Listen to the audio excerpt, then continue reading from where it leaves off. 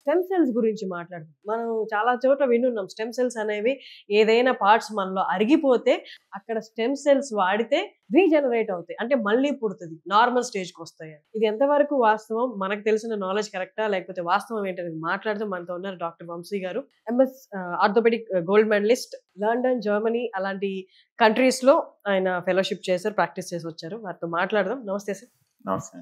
Stem cells అంటే ఏంటి? Stem cells అనేది ఈ ఆస్టియో ఆర్థరైటిస్‌కి యూజ్ చేయొచ్చు. అంటే ఇవన్నీ ఒక బ్లాంకెట్ టర్మినాలజీ. అంటే ఇవన్నీ ఏ గ్రూప్ లోకి వస్తాయండి? రీజనరేటివ్ థెరపీస్ అనే గ్రూప్ లోకి వస్తుంది. రీజనరేటివ్ థెరపీస్ అంటే మన బాడీ హీలింగ్ పొటెన్షియల్ ని వాడుకొని మనకున్న కండిషన్స్ ని మనం ట్రీట్ చేసుకోవటం అన్నమాట. స్టెమ్ సెల్స్ అనేది ఏంటి అంటే మనం అందరం అంటే మనం ఒక చిన్న బేబీ దగ్గర నుంచి లేకపోతే ఒక సెల్ నుంచి ఇంత బాడీ అంటే మనం ఒక మనిషిలాగా అవ్వాలి అంటే స్టెమ్ సెల్స్ నుంచి అన్నమాట. ఒక్క సెల్ ఇన్ని సెల్స్ అయితేనే మనం మనిషిలాగా అవుతున్నాం. దాంట్లో ప్రాసెస్ లో వచ్చేది స్టెమ్ సెల్స్ అన్నమాట. అంటే ఒక సెల్ మల్టిప్లై అవ్వుకుంటూ మనకి అవి కూడా డిఫరెన్షియేట్ అవ్వుకుంటూ అయ్యేంటే పలు సెల్స్ అయ్యే కొద్దీ వాటి వేరే సెల్స్ గా మారే కెపాసిటీ తగ్గిపోతుంది అనమాట. సో ఇప్పుడు స్టెమ్ సెల్ అంటే ఏంటంటే మధ్యలో తీసుకుంటాం అనమాట. మేము వాడేది అంటే ఆర్థోపెడిషియన్స్ గా మేము వాడేది ఏంటి అంటే మీసెన్కైమల్ స్టెమ్ సెల్స్ అంటారు. అంటే ఈ 2 రకాలు అనమాట. ఒకటి ఏంటి అంటే బోన్ మ్యారోలోంచి తీసుకోవచ్చు, లేదు అంటే ఎడిపోస్ టిష్యూ నుంచి తీసుకోవచ్చు. అంటే మన ఫ్యాట్ ఏదైతే ఉందో ఫ్యాట్ లో కూడా స్టెమ్ సెల్స్ అనేవి చాలా ఉంటాయి అనమాట. అక్కడ నుంచి తీసుకోవచ్చు, లేదా మనం బోన్ మ్యారో అంటే బోన్ లోపల మనకి మ్యారో అని ఉంటుంది కదండి, దాంట్లో నుంచి అయినా కానీ తీసుకోవచ్చు మనం. ఓకే, అంటే బోన్ మ్యారో అంటే ఏ బోన్ లో నుంచి అయినా, అంటే మనకి చాలా బోన్స్ ఉంటాయి కదా, ఎక్కడి నుంచి అయినా తీసుకోవచ్చు? అది పర్టికులర్ అంటే మనం ఎక్కువగా ఎక్కడి నుంచి తీస్తామంటే అండి, మనం ఇలియాక్ క్రెస్ట్ అని ఉంటుందండి, ఇలియాక్ క్రెస్ట్ నుంచి తీసుకుంటాము. లేదు అనుకోని మనం పలు రకాల నుంచి ప్రాక్సిమల్ టిబియా నుంచి అట్లా వేరే వేరే ఏరియాస్ నుంచి తీసుకోవచ్చు, కానీ అన్ని బోన్స్ లోంచి తీసుకోలేము అనమాట. సో ఎందుకంటే మనం తీసుకోవాలి, మరీ చిన్న బోన్ అనుకోండి, దాంట్లో తక్కువే మ్యారో ఉందనుకోండి, మనం తీసుకోవాలన్నా కానీ it is not very feasible. అది నువ్వు మరీ లోపల ఉందనుకోండి, బోన్ మజిల్ లోపల ఎక్కడో ఉందనుకోండి, అక్కడికి మనం పెట్టి కూడా చాలా ఇన్వేజివ్ అయిపోతుంది, లోపలికి వెళ్ళి తీసుకోవాల్సి వస్తుంది. సో ఇలియాక్ క్రెస్ట్ అనేది ఏంటంటే బయటకు ఉంటుంది, సో అందుకని మనం ఈజీగా సూది పెట్టి తీసుకోవచ్చు అనమాట. అంటే ఇక్కడ మన హిప్ దగ్గర పైకి ఉంటుంది బోన్ లాగా, అదేనా? అవునవును, అదే. ఇంకొకటి మనం ఎక్కడి నుంచి అంటే ఇప్పుడు దీని కాంట్రాస్ట్ ఎడిపోస్ టిష్యూ నుంచి కూడా తీసుకోవచ్చు. ఎడిపోజ్ అంటే మనకి ఫ్యాట్ ఉంటుంది కదా, అది ఇంకా లెస్ ఇన్వేజివ్ అనమాట. మనం ఏం చేస్తామంటే స్కిన్ పైన ఎక్కువగా మనకి స్టమక్ దగ్గర ఎక్కువ ఉంటుంది కాబట్టి మనం స్టమక్ దగ్గర నుంచి మనం ఈ ఎడిపోస్ టిష్యూ అనేది తీసుకోవచ్చు అనమాట. మామూలుగా ఎడిపోస్ టిష్యూ అంటే మనం ఏమనుకుంటాం అంటే ఇది ఫ్యాట్ కదా, దీనివల్ల ఉపయోగం లేదు అనుకుంటాం, కానీ యాక్చువల్గా అంటే చాలా స్టెమ్ సెల్స్ ఉంటాయి అనమాట. ఆల్మోస్ట్ బోన్ మ్యారోలో కంటే 1000 times మోర్ కాన్సన్ట్రేటెడ్ గా ఉంటుంది స్టెమ్ సెల్స్ అనేది, అంటే సేమ్ వాల్యూమ్ లో మనం కానీ తీసుకుంటే. కానీ ఇప్పుడు అగైన్ ఇవన్నీ ఏంటంటే క్రూడ్ ఫామ్ అనమాట. మనం దీన్ని తీసుకుని వీటిలో ఏంటంటే మన బ్లడ్ లో నుంచి ప్లేట్లెట్స్ ఎట్లా సపరేట్ చేస్తున్నాము, ఎడిపోస్ టిష్యూలో నుంచి కూడా మనం ఎడిపోస్ డిరైవ్డ్ స్టెమ్ సెల్స్ అంటాం అనమాట. వీటిని మనం సపరేట్ చేసుకోవాలి. అట్ ది సేమ్ టైం మనం bone marrow derived stem cells అనేది బోన్ మ్యారో నుంచి సపరేట్ చేసుకోవాలి. సో ఇది ఒక ప్రాసెస్ ఉంటుందండి. ప్రాసెస్ చేసి మన ఫైనల్ ప్రోడక్ట్ ని మనం ఎక్కడ కావాలంటే మళ్ళీ అగైన్ పెథాలజీ ఎక్కడ ఉంది, ఆస్టియోఆర్థరైటిస్ లో మనం ఇవ్వాలి అనుకుంటే అక్కడ ఇంజెక్ట్ చేసుకోవచ్చు. ఇవి ఎలా పనిచేస్తాయంటే మనకి ప్లేట్లెట్స్ అనేది ఏంటంటే పెరిఫరల్ బ్లడ్ లో ఉంటుంది, వాటికి ఏంటంటే వేరే సెల్ లాగా మారే కేపబిలిటీ ఉండదు.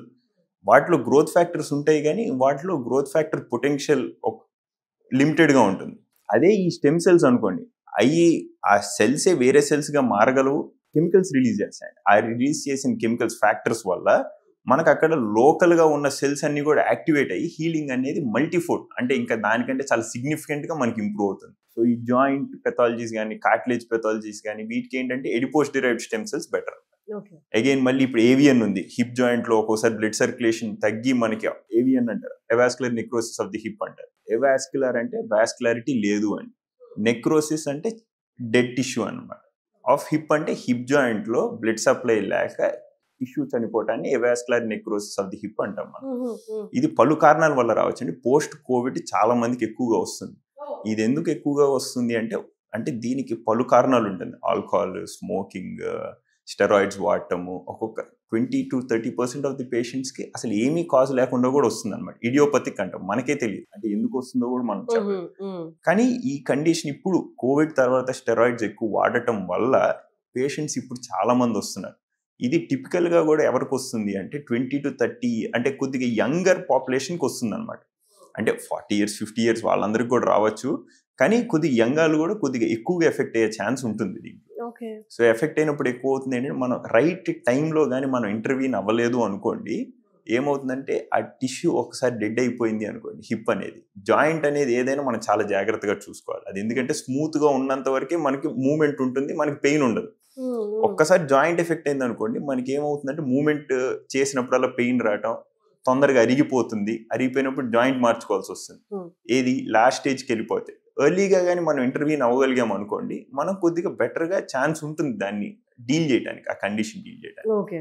సో ఇప్పుడు మనకి 3 స్టేజెస్ కన్సిడర్ చేస్తే మోకాల అరుగుదలని ఏ ఆప్షన్ లేదు, మొత్తం అరిగిపోయింది, బోన్ టచ్ అవుతుంది అనుకుంటే, మనకి స్టెమ్ సెల్ కానీ పిఆర్పి కానీ ఎక్కడ వరకు యూజ్ అవుతుంది, ఎక్కడ వరకు యూజ్ చేస్తే అది ఎఫెక్టివ్గా రిజల్ట్స్ ఇస్తుంది? స్టెమ్ సెల్స్ కానీ పిఆర్పి కానీ అంటే అవి రెండు ఏంటంటే మనం మాట్లాడుకున్నట్టు బయోలాజికల్ ఆగ్మెంటేషన్ అన్నమాట. బయోలాజికల్ ఆగ్మెంటేషన్ అని మనం ఎప్పుడు అంటున్నాం అంటే అక్కడ బయోలాజికల్గా ప్రాబ్లం ఉంది, అంటే హీలింగ్ సరిగ్గా లేదు అన్నప్పుడు ఇచ్చుకోవచ్చు. అది ఓన్లీ స్టేజ్ 2, స్టేజ్ 3లో అండి. స్టేజ్ 4లో ఏంటంటే మనకి మెకానికల్గా ప్రాబ్లం వచ్చేసింది. మెకానికల్గా ప్రాబ్లం ఏంటి అంటే జాయింట్ అరిగిపోయి బోన్ రాసుకుంటుంది అన్నప్పుడు మనం ఏంటంటే ఈ స్టెమ్ సెల్స్ ఒక్కటే ఇచ్చుకుంటే సరిపోదు, దానికి సర్జరీ చేసుకోవాల్సింది. ఏజ్ తక్కువ ఉంటే, కాలు వంకర ఉంటే మనం జాయింట్ ప్రిజర్వేషన్ సర్జరీ చేసుకోవాలి. అది హై టిబియల్ ఆస్టియాటమీ అని కాలు వంకర కరెక్ట్ చేసుకోవచ్చు.